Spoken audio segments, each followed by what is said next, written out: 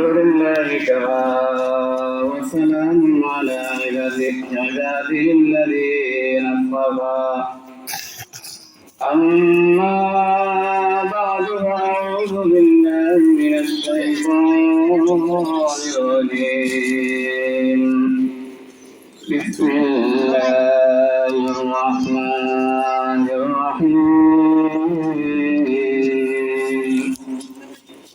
ومما رزقناهم ينفقون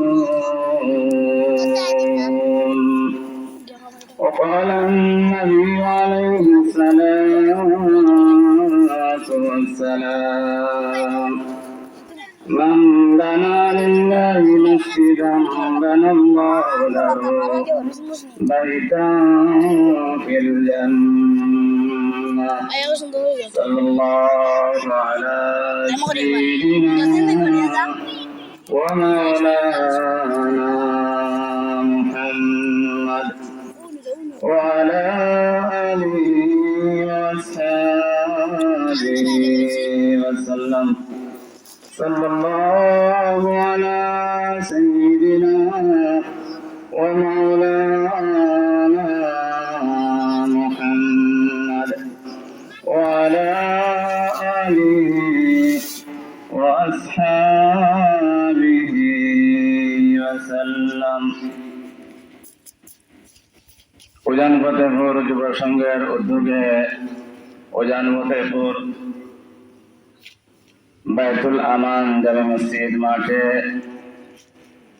আজকের এই জিকরুল্লাহ মাহফিলের অধিবেশনের সম্মানিত সভাপতি, উপস্থিত মুসল্লিয়ান কেরাম, পর্দানিশীন মা ও বোনেরা, মহান রব্বুল আলামিনের কাছে লক্ষ কোটি শুকরিয়া আদায় করি যে মহান রব্বুল আলামিনে পবিত্র জুমার দিন জুমার নামাজ আদায়ের পরে পরে জুমার নামাজ আদায় করার পরে পরেই এক জিকরুল্লাহর মাহফিলের মধ্যে আসা বসা কথা বলা এবং শোনার তৌফিক দান করছেন। এজন্য মহান রব্বুল আলামিনের শুকরিয়া আদায় করি, সবাই বলি আলহামদুলিল্লাহ। সম্মানিত উপস্থিতি এবং পর্দানিশীন পর্দার আলের মা ও বোনেরা,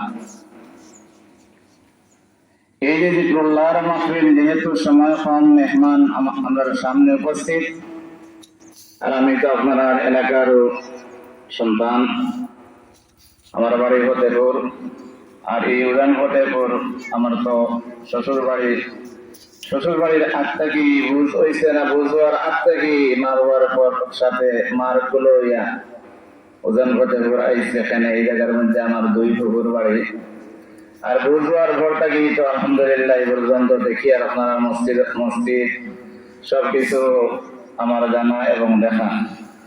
তো যাই হোক, সময় যেহেতু কম, এই জন্য আমি আপনাদের সামনে কোরআনে কারীমের সূরা বাকারা 3 নম্বর আয়াতের শেষ অংশ থেকে তিলাওয়াত করছি।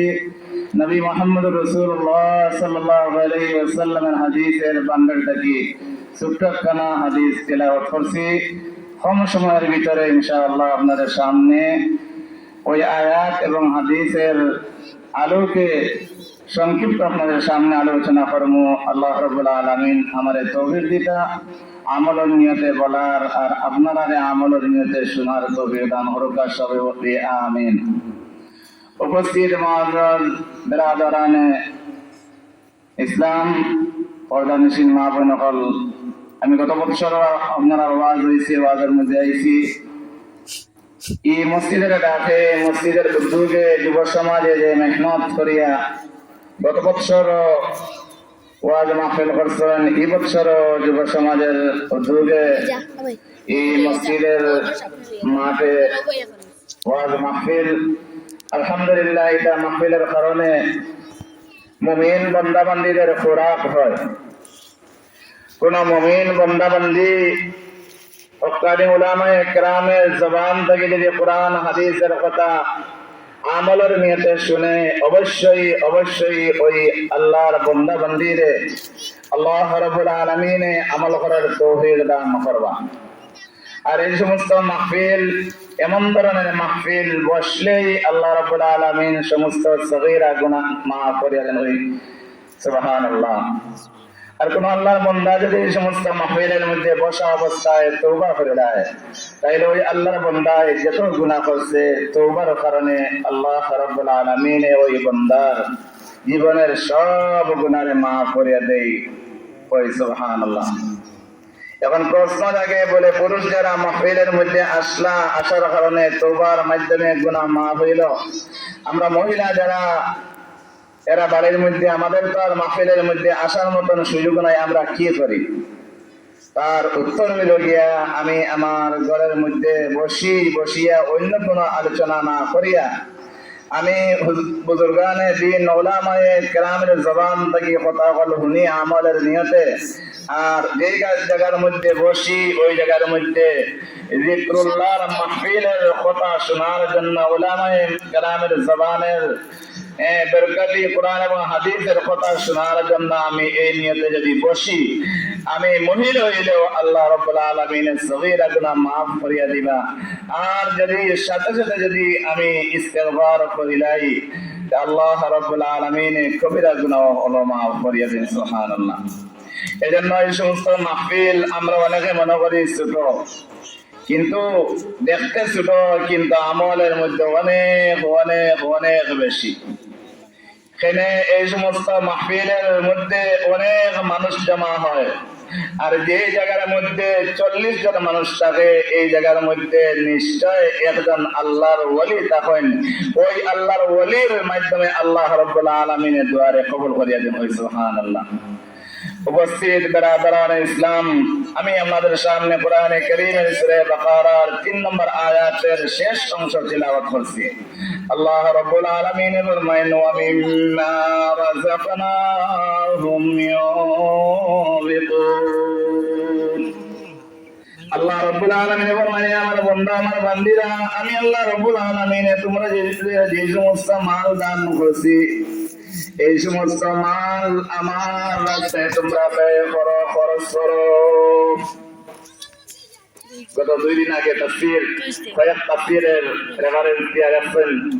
তাফসীরে কুরতুবী, তাফসীরে তাবরীর মধ্যে ওমিম্মা রাযাকনাহুম ইউনফিকুন, এই যে সদকা খয়রাতের কথা কইছে, দান করার কথা কইছে, তাফসীরের কিতাবাদের মধ্যে লেখেন এই দান দিয়া মতলব হইল গিয়া যে নফল যে সমস্ত স্বাভাবিক সদকা খয়রাত করা হয়, এই সমস্ত সদকা খয়রাত। তাফসীরের কিতাবাদের মধ্যে লেখেন ওমিম্মা রাযাকনাহুম ইউনফিকুন, এর ব্যাখ্যার মধ্যে মুফাসসিরিনে কেরাম বলে লেখেন যে এই সদকা খয়রাত দিয়া যাকাত মতলব নাই, এই সদকা খয়রাত দিয়া হজ মতলব নাই, এই সদকা খয়রাত দিয়া কি নাই, আমরা উপরে যে সমস্ত ফরজিয়াত আছে মালের মধ্যে, এই সমস্ত উদ্দেশ্য নয়, বরং যাকাত, হজ আর ফিতরা এই সমস্ত বাদ দিয়া এক্সট্রা যে সমস্ত দান খয়রাত করা হয়, ওইগুলোর কথা ওই আয়াতের অংশের মধ্যে আল্লাহ রাব্বুল আলামিন ফরমাইছেন। সুবহানাল্লাহ। এজন্য আল্লাহ রাব্বুল আলামিন ফরমান, ওয়া মিম্মা রাযাকনাহুম ইউনফিকুন। আমি রব্বুল আলামিন তোমরা যে এই সমস্ত রিজিক দিছি, মাল দিছি, ওই সমস্ত রিজিক থেকে মাল থেকে আমি আল্লাহ রাব্বুল আলামিনের রাস্তায় ব্যয় করো। আমি আল্লাহ রাব্বুল আলামিনের রাস্তায় কি বলে, মসজিদের মধ্যে দান করো, মাদ্রাসার মধ্যে দান করো, গরিব এতিম মিসকিন ফকির তাদের জন্য দান করো। একজন অসুস্থ মানুষ সুস্থ ডাক্তারের কাছে যাওয়ার জন্য তার কাছে কোনো টাকা নাই, ওই আল্লাহর বান্দারে আপনার আমার তৌফিক আন্দাজা কিছু টাকা দিয়া ওই আল্লাহর বান্দারে সাহায্য করা। একজন আল্লাহর বান্দা কি হইছে, তার বিবাহ, মেয়ের বিয়া লাগছে বা ছেলের বিয়া লাগছে, ওই বিয়াটা যদি শরীয়ত সম্মত হয়, নবীর সুন্নাত মোতাবেক হয়, তাইলে আল্লাহর বান্দা বর্তমানশীল মা বোন হল ওই আল্লাহর বান্দার ছেলে এবং মেয়ের বিবাহের মধ্যে যদি আপনি আমি যদি খরচ করি, কিছু দান করি, আল্লাহ রাব্বুল আলামিন কি করবা, সব দিবা। সুবহানাল্লাহ।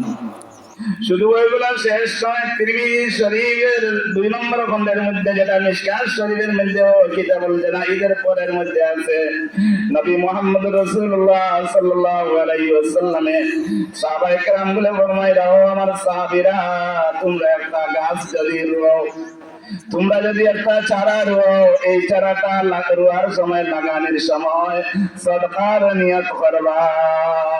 বলি সুবহানাল্লাহ, আওয়াজ দিয়ে বলি সুবহানাল্লাহ। নবী মুহাম্মদ রাসূলুল্লাহ সাল্লাল্লাহু আলাইহি ওয়াসাল্লাম ফরমান, তোমরা যদি ওই ফলের গাছটা লাগাও সদকার নিয়তে, যতদিন ওই গাছটা থাকবো, মানুষে খাইলেও সওয়াব পাইবাই, পশু পঙ্খী খাইলেও সওয়াব পাইবাই। সাহাবায়ে কেরাম গনে প্রশ্ন করেন, ও ইনসারাফা, কোন আল্লাহর বান্দা, কোন আল্লাহর বান্দি যদি চুরি করে খায় তাহলেও কি সওয়াব পাইবনি? বলে জি, তুমি যে সদকার নিয়তে গাছটা লাগাইছো, তুমি সদকার সওয়াব পাইবাই। এ তার চুরি করে খায় না কেন, কোনো অসুবিধা নাই, তার গুনাহ তার করব। কিন্তু তুমি যে একটা সবজির চারা লাগাইছো, একটা লেচুর চারা লাগাইছো, একটা নারকেলের চারা লাগাইছো, ওই গাছটা লাগানোর সময়তে যদি তুমি সদকার নিয়ত করো, ও আল্লাহর বান্দা, ও আল্লাহর বান্দি, ওই গাছটা যতদিন থাকবো, আর ওই গাছটা কি মানুষ নয়, শুধু মানুষ নয়, মানুষ যত পশু পঙ্খী আছে, আল্লাহর মখলুকাত আছে, এই প্রাণী ওই গাছটা কি ফল খাইব, আপনার আমার নামায় আমালের মধ্যে সদকার সব জমাইব। সুবহানাল্লাহ।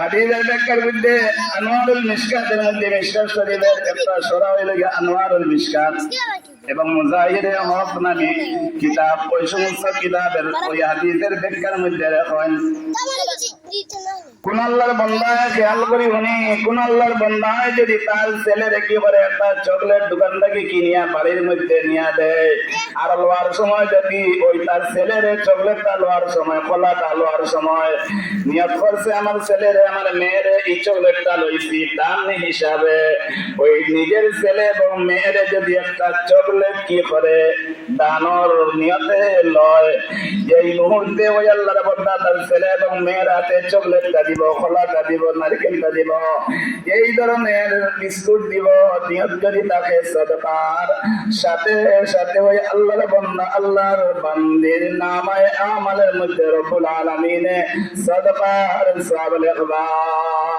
সুবহানাল্লাহ, আওয়াজ দিয়ে বলি সুবহানাল্লাহ। সদকার ফজিলত অনেক অনেক আছে, যেহেতু সময় কমে জন্য আমি সংক্ষেপে আপনাদের সামনে বলতেছি। কিতাবের মধ্যে একটা ঘটনা হইতে, সুলাইমান আলাইহিস সালাম, সুলাইমান নবীর যুগের একটা ঘটনা। একজন আল্লাহর বান্দায় পাখি শিকার করতা, তো পাখি কি করে একটা গাছের মধ্যে বাধা করছে, ডিম পড়ে আর বাচ্চা দেয়। বাচ্চা দেওয়ার লগে লগে ওই আল্লাহর বান্দা কি করে বাচ্চা নিয়ে খাইলায়।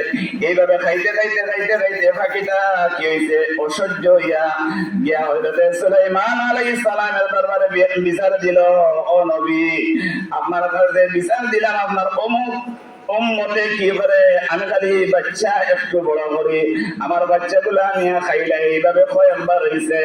হযরতে সুলাইমান নবী আল্লাহর বান্দারে ডাকছেন, ডাকিয়া ফরমাইলা, ও আল্লাহর বান্দা, পাখিয়ে তোমার ব্যাপারে নালিশ করছে, তুমি বলে তার বাচ্চা নিয়ে খাইলাও, তুমি আর যাইও না, আর যাইও না। সুলাইমান নবী না করার পরে আল্লাহর বান্দা আবার কি বলছে, বাচ্চা আনছে, আনিয়া খাইছে।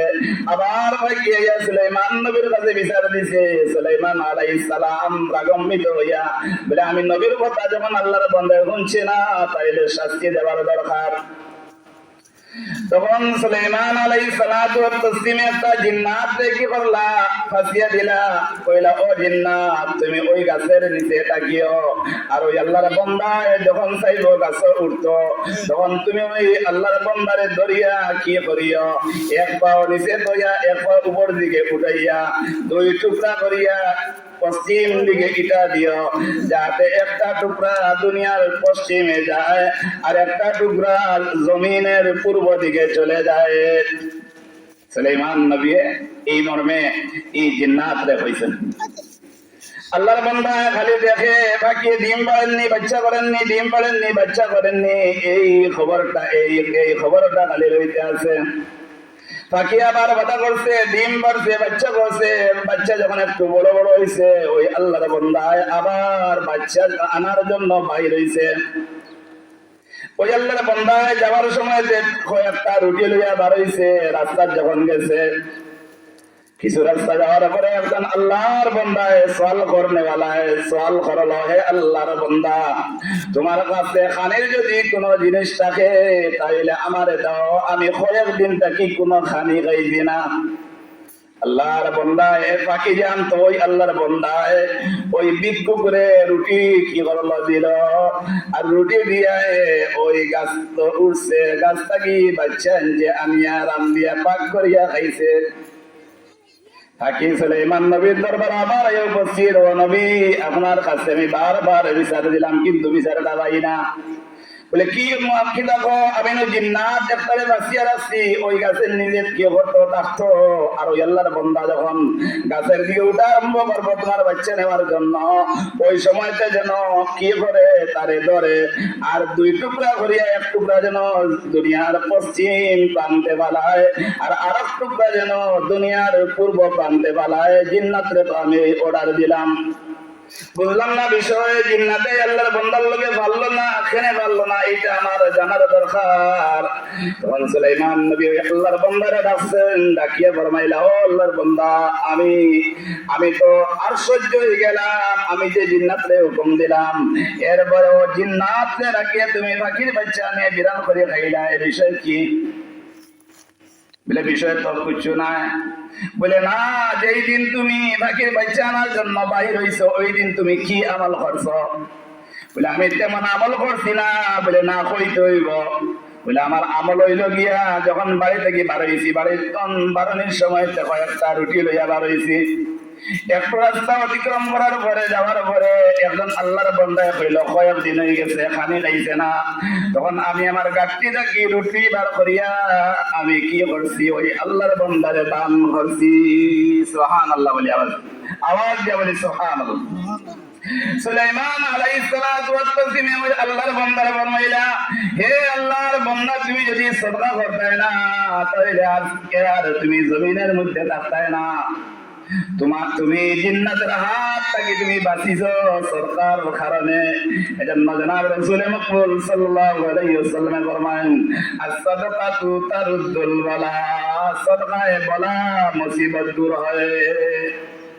আর হাদিসের মধ্যে আছে সাদাকাতু, আর হাদিসের মধ্যে আছে জনাব রাসূল মকবুল সাল্লাল্লাহু আলাইহি ওয়াসাল্লাম ফরমান, যদি কোন আল্লাহর বান্দা সদকা করে তাহলে বালা মুসিবত দূর হয়, মহান রব্বুল আলামিন খুশ হন। সুবহানাল্লাহ। আয়াতের তরজমা শেষ, হাদিসের তরজমা করিয়াই যেহেতু মেহমান সামনে, নবী মুহাম্মদ রাসূলুল্লাহ সাল্লাল্লাহু আলাইহি ওয়াসাল্লামের যে হাদিসটা আমি খুতবার মধ্যে পাঠ করছি, হাদিসটা নবী মুহাম্মদ রাসূলুল্লাহ সাল্লাল্লাহু আলাইহি ওয়াসাল্লাম ফরমান, মান বানা লিল্লাহি মসজিদান বানাল্লাহু লাহু বাইতান ফিল জান্নাহ। কোন আল্লাহর বান্দা যদি জমিনের মধ্যে একটা মসজিদ বানায়, তাহলে কোন আল্লাহর বান্দা অথবা বান্দি যদি একটা মসজিদ বানায়, রব্বুল আলামিন ওই আল্লাহর বান্দা আল্লাহর বান্দির নামে জান্নাতের মধ্যে একটা বালাখানা তৈরি করিয়া রাখো। সুবহানাল্লাহ। তবে দুনিয়ার যে মসজিদ, এই মসজিদ হইল গিয়া ইট পাথর আর সিমেন্ট। জান্নাতের মধ্যে যেই ঘরটা হইব, এই ঘরটা হইল গিয়া এক ইট হইল লাবিনাতুন। নবীজি হাদিসের মধ্যে ফরমান, এক ইট হইব স্বর্ণের আর এক ইট হইব রূপার। জান্নাতের মধ্যে যে ঘর বানানি হইব, এক ইট হইব সোনার, এক ইট হইব রূপার। আর এক ইট আর এক ইটের লগে জোড়া দিতে দুনিয়ার মধ্যে সিমেন্ট লাগে, জান্নাতের মধ্যে ঘর বানাইতে এক ইট আর এক ইটের সাথে জোড়া দিতে মিশকে আম্বর দিয়া জোড়া দিবা। আওয়াজ দিয়ে বলি সুবহানাল্লাহ। সুবহানাল্লাহ। যে সদকা খয়রাত করি, মসজিদ বানাই, মাদ্রাসা বানাই, গরিবের সাহায্য করি, বেমারিদের সাহায্য করি, এতিমদের সাহায্য করি, ও আল্লাহর বান্দা পর্দা দিয়ে মা হইল, বল কোন আল্লাহর বান্দা মারা গেছে, কোন আল্লাহর বান্দি মারা গেছে, ছোট্ট বাচ্চাটা এই বাচ্চাটা এতিম হয়ে গেছে, এতিম হওয়ার ভাইলে মাথার মধ্যে হাত রাখবা। নবী মুহাম্মদ রাসূলুল্লাহ সাল্লাল্লাহু আলাইহি ওয়াসাল্লাম ফরমায়, যদি এতিম একটা বাচ্চা পায় আর মাথার মধ্যে হাত রাখো, ওই হাতের নিচে যত বছর চুল পড়ব, ওই পরিমাণ সব আপনার আমার নাম আমলের মধ্যে রব্বুল আলামিন দান করবা। সুবহানাল্লাহ। হাদিসের কথা 2-3 মিনিটের ভিতরে শেষ করে নিলাম আমি। সমস্ত ধন্যবাদ।